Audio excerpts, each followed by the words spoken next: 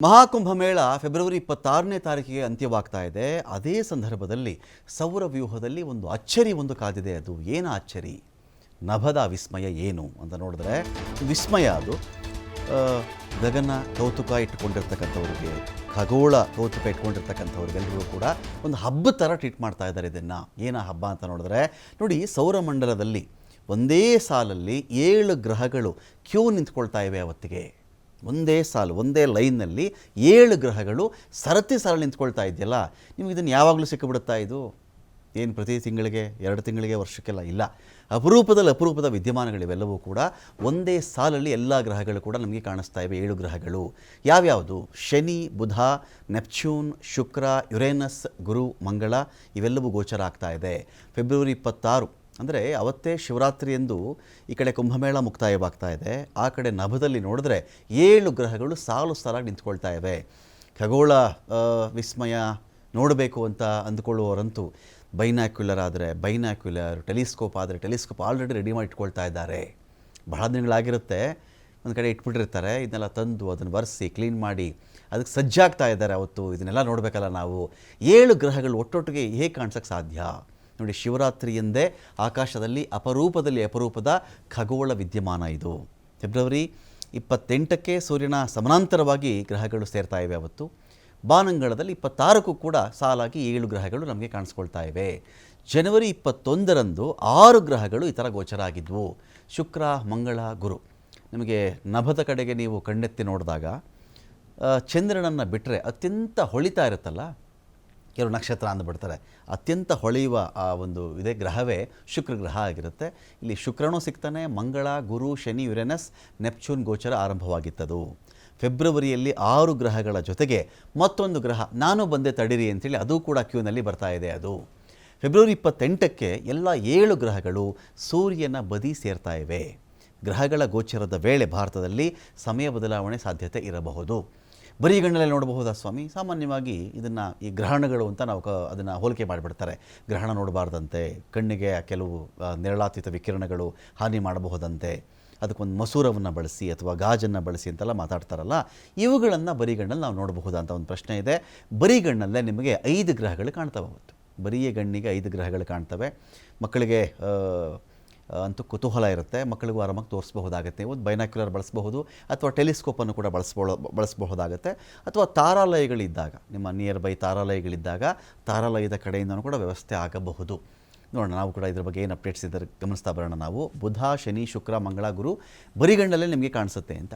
ಆದರೆ ಯುರೇನಸ್, ನೆಪ್ಚ್ಯೂನ್ ಗ್ರಹ ಸ್ವಲ್ಪ ಮಂಕಾಗಿರುತ್ತೆ, ಬರಿಗಣ್ಣಿಗೆ ಅಷ್ಟು ಕಾಣಿಸಲ್ಲ ಅಂತ. ಹೀಗಾಗಿ ಈ 2 ಗ್ರಹಗಳು ನೀವು ನೋಡಬೇಕು ಅಂತ ಹೇಳಿದ್ರೆ ಆಗ ನೀವು ಬೈನಾಕ್ಯುಲರ್ ಬಳಸಬೇಕು, ಇಲ್ಲ ಟೆಲಿಸ್ಕೋಪ್ ಬಳಸಬೇಕಾಗತ್ತೆ. ಸೂರ್ಯಾಸ್ತಮಾನದ ನಂತರ ಅಥವಾ ಸೂರ್ಯೋದಯಕ್ಕಿಂತ ಮುಂಚೆ ಇದು ನೀವು ನೋಡಬೇಕಾಗತ್ತೆ. ಸೂರ್ಯ ಉದಯ ಆದ ಮೇಲೆ ನಿಮಗೆ ಆ ಬೆಳಕಿನಲ್ಲಿ ಉಳಿದ ಗ್ರಹಗಳು ನಿಮಗೆ ಕಾಣಿಸಲ್ಲ. 2025 ಆಗಸ್ಟ್ನಲ್ಲಿಯೂ ಕೂಡ ಮತ್ತೊಮ್ಮೆ ಇದು ಗೋಚರಿಸ್ತಾ ಇದೆ. ಈಗ 6 ಗ್ರಹಗಳು ಮಾತ್ರ ಆಕಾಶದಲ್ಲಿ ನಮಗೆ ಸದ್ಯಕ್ಕೆ ಕಾಣ್ತಾ ಇವೆ. ಇದೀಗ ನಮ್ಮೊಂದಿಗೆ ಇಸ್ರೋದ ಡೆಪ್ಯೂಟಿ ಡೈರೆಕ್ಟರ್ ಆಗಿರ್ತಕ್ಕಂಥ ಡಾಕ್ಟರ್ SV ಶರ್ಮಾ ಅವರಿದ್ದಾರೆ. ಅವ್ರನ್ನೇ ಮಾತನಾಡಿಸ್ತೀನಿ ನಾನು. SV ಶರ್ಮಾ ಅವರೇ, ನಮಸ್ಕಾರ. ನಮಸ್ಕಾರ.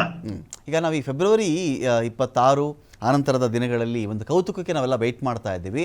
ಮಕ್ಕಳಿಗೆ ತೋರಿಸ್ಲಿಕ್ಕೆ ಒಂದು ಖುಷಿ ಆಗುತ್ತೆ. ಅದು ಈ ಥರ 7 ಗ್ರಹಗಳು ಒಂದೇ ಸಾಲಲ್ಲಿ ಬರ್ತಾ ಇರ್ತಕ್ಕಂಥ ವಿದ್ಯಮಾನ ಸುಮಾರು ಎಷ್ಟು ವರ್ಷಗಳಾದ್ಮೇಲೆ ನಮ್ಗೆ ಈ ಥರ ಸಿಗ್ತಾ ಇದೆ? ಇದರ ವಿಶೇಷತೆ ಏನು ಅಂತ ಹೇಳ್ಬಹುದಾ ಶರ್ಮಾ ಅವರೇ?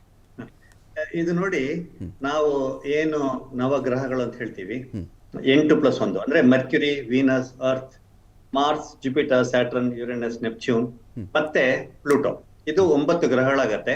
ಆದ್ರೆ ಪ್ಲೂಟೋ ಬಂದ್ಬಿಟ್ಟು ಅದು ಕಣ್ಣಿಗೆ ಗೋಚರಿಸದೇ ಇರುವಂತ ಒಂದು ಡಿಸ್ಟೆನ್ಸ್ ಅಲ್ಲಿದೆ. ಅದರಿಂದ ಅದ್ರ ಬಗ್ಗೆ ಜಾಸ್ತಿ ಮಾತಾಡಲ್ಲ ಜನಗಳು.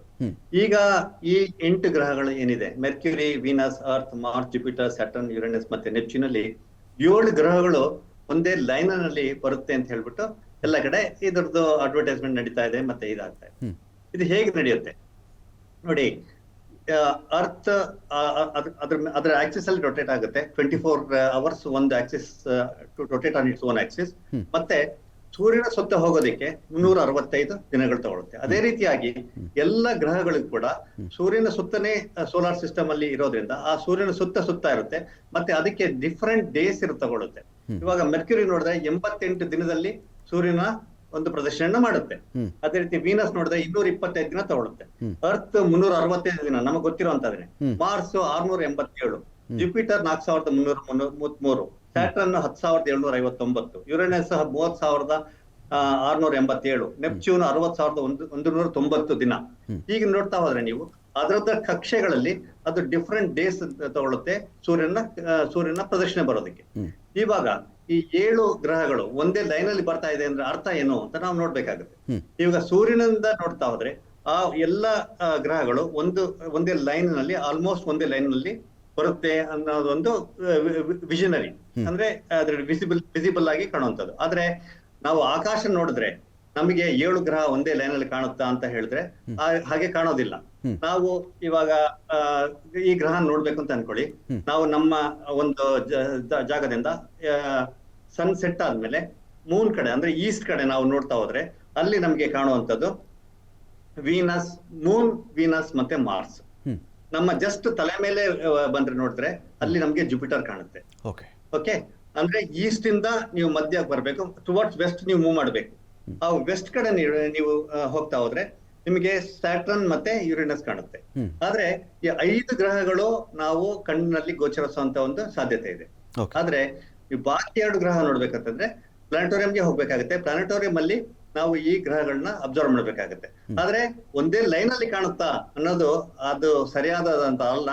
ನಾವು ಟೆಲಿಸ್ಕೋಪ್ ನ ಮೂವ್ ಮಾಡ್ಬೇಕಾಗತ್ತೆ, ಈಸ್ಟ್ ಇಂದ ಟುವರ್ಡ್ಸ್ ವೆಸ್ಟ್ ಮೂವ್ ಮಾಡ್ಬೇಕಾಗತ್ತೆ.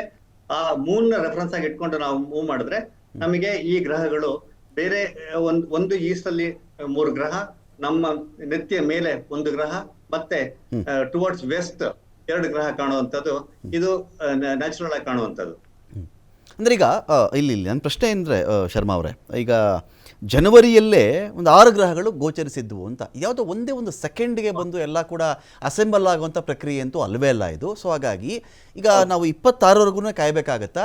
ಇವತ್ತೇ ಏನಾದರೂ ಟ್ರೈ ಮಾಡಿದ್ರೆ ನಮಗೆ ಕಾಣಸಿಗುತ್ತಾ? ಚಾನ್ಸಸ್ ಇರುತ್ತಾ ಆ ಥರದ್ದು? ಎಲ್ಲ ಗ್ರಹಗಳಲ್ಲದೆ ಇದು ಈಗ ನೀವು ನಾವು ಟೆಲಿಸ್ಕೋಪ್ ಅಲ್ಲಿ ಅಬ್ಸರ್ವ್ ಮಾಡಿದ್ರೆ ಈ ಒಂದು ಏನು ಗ್ರಹಗಳಿದೆ ಅದು ಮೂವ್ ಆಗ್ತಾ ಇದೆ. ಓಕೆ, ಮತ್ತೆ ಮೂವ್ ಆಗ್ತಾ ಇರೋ ಸ್ಪೀಡ್ ಕೂಡ 60,000 km/h, ಮತ್ತೆ 70,000 km/h, ಆ ರೀತಿಯಾಗಿ ಸ್ಪೀಡ್ ಅಲ್ಲಿ ಮೂವ್ ಆಗ್ತಾ ಇದೆ ಅದು. ಮತ್ತೆ ನಮ್ಮಿಂದ ಮಿಲಿಯನ್ಸ್ ಆಫ್ ಕಿಲೋಮೀಟರ್ ದೂರದಲ್ಲಿದೆ. ಸೊ ಆ ಒಂದೇ ಲೈನ್ ಅಲ್ಲಿ ಕಾಣುವಂತ ಒಂದು ಸಾಧ್ಯತೆ ಕಡಿಮೆ. 26ರಿಂದ 28ಕ್ಕೆ ಆಲ್ಮೋಸ್ಟ್ ಒಂದೇ ಲೈನ್ ಅಲ್ಲಿ ಕಾಣುತ್ತೆ. ನಾನು ಒಂದೇ ಲೈನ್ ಅಂತ ಹೇಳ್ಬಾರ್ದು, ತಪ್ಪಾಗುತ್ತೆ. ಯಾಕೆಂದ್ರೆ ಅಸ್ಟ್ರಾನಮಿಕಲಿ ನಾವು ಇದನ್ನ ಕ್ಯಾಲ್ಕುಲೇಷನ್ ಮಾಡಿದ್ರೆ ಎಕ್ಸಾಕ್ಟ್ ಒಂದು ಲೈನ್ ಅಲ್ಲಿ ಇರಲ್ಲ, ಅದು ಸ್ವಲ್ಪ ಆಫ್ಸೆಟ್ಸ್ ಅಂತ ಹೇಳ್ತೀವಿ, ಆಫ್ಸೆಟ್ಸ್ ಅಲ್ಲಿ ಇರುತ್ತೆ.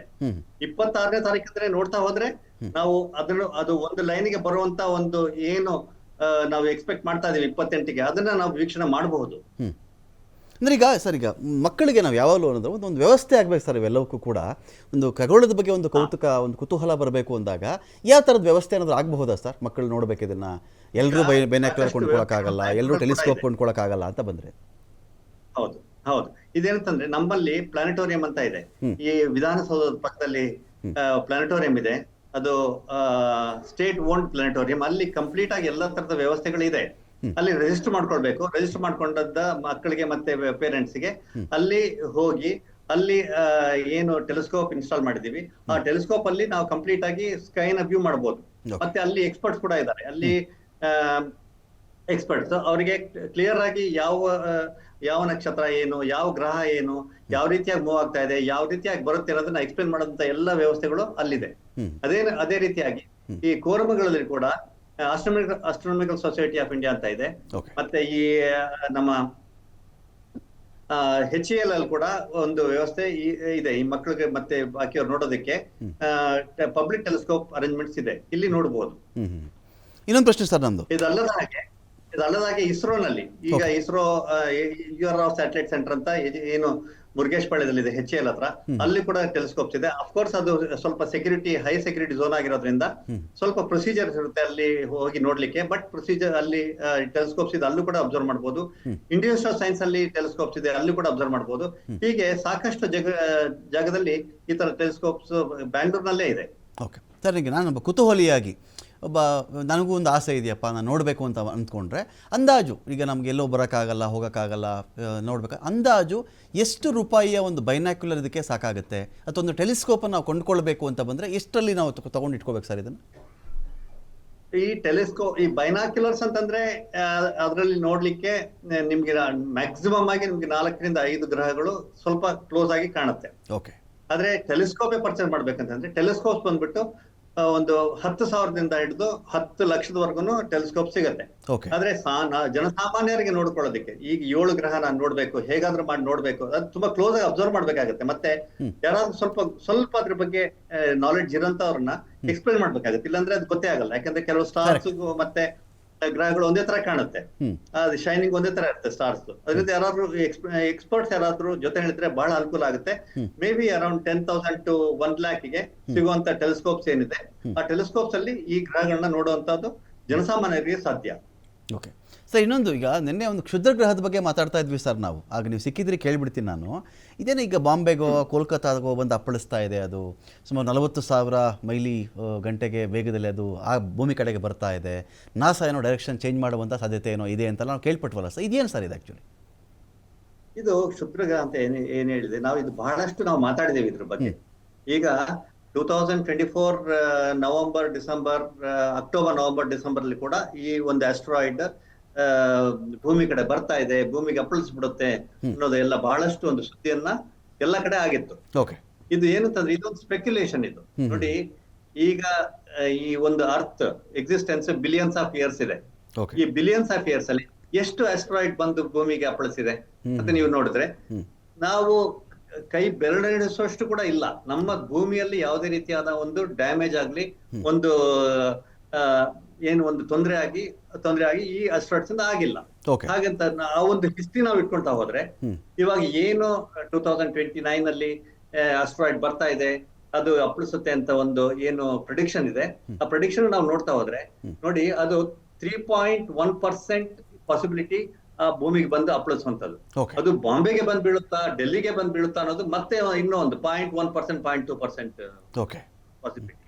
ಮತ್ತೆ ಡಿಫರೆಂಟ್ ಸ್ಪೀಡ್ ಅಲ್ಲಿ ಅರ್ತ್ ಮೂವ್ ಆಗ್ತಾ ಇದೆ, ಡಿಫರೆಂಟ್ ಸ್ಪೀಡ್ ಅಲ್ಲಿ ಆಸ್ಟ್ರಾಯ್ಡ್ಸ್ ಮೂವ್ ಆಗ್ತಾ ಇದೆ, ಮತ್ತೆ ಬಾಕಿ ಗ್ರಹಗಳಿದೆ. ಮತ್ತೆ ಭೂಮಿಗೆ ಏನು ಒಂದು ಗುರುತ್ವಾಕರ್ಷಣೆ ಇದೆ, ಆ ಗುರುತ್ವಾಕರ್ಷಣೆಯನ್ನ ಎಂಟರ್ ಆಗುವಂತದ್ದು ಯಾವುದೇ ಆಸ್ಟ್ರಾಯ್ಡ್ ಆಗ್ಲಿ, ಯಾವುದೇ ಒಂದು ಅಬ್ಜೆಕ್ಟ್ ಆಗ್ಲಿ ಅಷ್ಟು ಈಸಿಯಾಗಿ ಆಗುವಂತ ಕೆಲಸ ಅಲ್ಲ. ಮತ್ತೆ ಅದು ಪಥವನ್ನು ಚೇಂಜ್ ಮಾಡ್ಕೊಂಡು ಹೋಗುತ್ತೆ. ಈಗಿನ ಇರೋ ಪಥ ಏನಿದೆ ಆ ಆಸ್ಟ್ರಾಯ್ಡ್ಗೆ, ಆ ಆಸ್ಟ್ರಾಯ್ಡ್ ಅಲ್ಲಿ ಈ ರೀತಿಯಾಗಿ ಬರುವಂತ ಸಾಧ್ಯತೆ ಇದೆ ಅಂತ ಕಾಣಿಸ್ತಾ ಇದೆ. ಆದ್ರೆ ಅದು ಪಥವನ್ನ ಚೇಂಜ್ ಮಾಡ್ಕೊಡುತ್ತೆ. ಆ ಪಥವನ್ನು ಚೇಂಜ್ ಮಾಡ್ಕೊಂಡಾಗ ಅದು ಭೂಮಿಯಿಂದ ಎಸ್ಕೇಪ್ ಆಗುವಂತ ಚಾನ್ಸಸ್ ಬಹಳ ಜಾಸ್ತಿ ಇದೆ. ಒಂದು. ಎರಡನೇದು, ಹಾಗೇ ಒಂದು ಅಪ್ಪಳಿಸುವಂತ ಒಂದು ಚಾನ್ಸ್ ಇದೆ ಅಂತ ಅನ್ಕೊಳ್ಳೋಣ. ಅದಕ್ಕೆ ಬೇಕಾದಂತ ಸಿದ್ಧತೆಗಳು ನಮ್ಮ ಈ ಒಂದು ಭೂಮಿಯಲ್ಲಿ ಇದೆ. ಅದ್ರಲ್ಲಿ ಏನಂತಂದ್ರೆ ಅದ್ರದ್ದು ಪಥವನ್ನು ಚೇಂಜ್ ಮಾಡುವಂತ ಪಾಸಿಬಿಲಿಟೀಸ್ ಇದೆ. ಅದಕ್ಕೆ ಒಂದು ರಾಕೆಟ್ಸ್ ಅಂತ ಹೇಳ್ತೀವಿ. ಆ ರಾಕೆಟ್ಸ್ ಅದನ್ನ ಫೈರ್ ಮಾಡಿದ್ರೆ ಅದು ಯಾಕಂದ್ರೆ ಆ ಸ್ಪೀಡ್ ಅಲ್ಲಿ ಹೋಗ್ತಾ ಇರ್ಬೇಕಾದ್ರೆ ಅದಕ್ಕೆ ಕೊಡ್ಬೇಕಾದಂತ ವೆಲಾಸಿಟಿ ಬಂದ್ಬಿಟ್ಟು ಬಹಳ ಕಡಿಮೆ ಇದು. ಇವಾಗ ಆ ಒಂದು ಪಥವನ್ನು ಚೇಂಜ್ ಮಾಡ್ಬೇಕಾದ್ರೆ ಅಷ್ಟು ದೊಡ್ಡ ಎಷ್ಟೋ ಮಿಲಿಯನ್ಸ್ ಆಫ್ ಟನ್ಸ್ ಇದ್ರು ಕೂಡ ಅದಕ್ಕೆ ನಾವು ಇಂಪಾರ್ಟ್ ಮಾಡ್ಬೇಕಾದಂತ ವೆಲಾಸಿಟಿ ಏನಿದೆ, ಅದ್ರಲ್ಲಿ ಫೋರ್ಸ್ ಏನಿದೆ, ಅದು ಬಹಳ ಕಡಿಮೆ ಇರುತ್ತೆ. ಸೊ ಆ ಬೇಕಾದಂತ ರಾಕೆಟ್ಗಳು ನಮ್ಮಲ್ಲಿ ಇದೆ. ಇವಾಗ 36,000 ಕಿಲೋಮೀಟರ್ ವರ್ಗು ನಮ್ಮ ರಾಕೆಟ್ ಚಲಿಸ್ತಾ ಇದೆ. ಹೋಗಿ 36,000 ಕಿಲೋಮೀಟರ್ ದೂರದಲ್ಲಿ ಏನ್ ಆಬ್ಜೆಕ್ಟ್ ಬಂದ್ರು ಅದನ್ನ ಡಿಸ್ಟ್ರಾಕ್ಟ್ ಮಾಡುವಂತ ಕೆಪಬಿಲಿಟಿ ನಮ್ಮ ಭೂಮಿಯಲ್ಲಿ ಇರುವಂತ ಸ್ಪೇರಿಂಗ್ ನೇಷನ್ಸ್ ಅಂತ ಏನ್ ಹೇಳ್ತೀವಿ, US, Russia, India, Europe, UK ಏನ್ ಹೇಳ್ತೀವಿ, ನಮಗೆ ಈ ಒಂದು ಶಕ್ತಿ ನಮ್ಮಲ್ಲಿ ಇರೋದ್ರಿಂದ ಆ ರೀತಿಯಾಗಿ ಆ ಭೂಮಿಗೆ ಅಪ್ಪಳಿಸುವಂತ ಒಂದು ಚಾನ್ಸಸ್ ಇದ್ರು ಅದನ್ನ ಪಥವನ್ನ ನಾವು ಚೇಂಜ್ ಮಾಡಬಹುದು ಅನ್ನೋ ಒಂದು ಕಾನ್ಫಿಡೆನ್ಸ್ ಮತ್ತೆ ಟೆಕ್ನಿಕಲ್ ಕೆಪಬಿಲಿಟಿ ನಮ್ಮಲ್ಲಿದೆ. Okay thank you doctor S V Sharma ಅವರೇ, ಸಾಕಷ್ಟು ವಿಷಯಗಳ ಬಗ್ಗೆ ಮಾಹಿತಿ ಕೊಟ್ಟಿದ್ದೀರಿ. Thank you so much.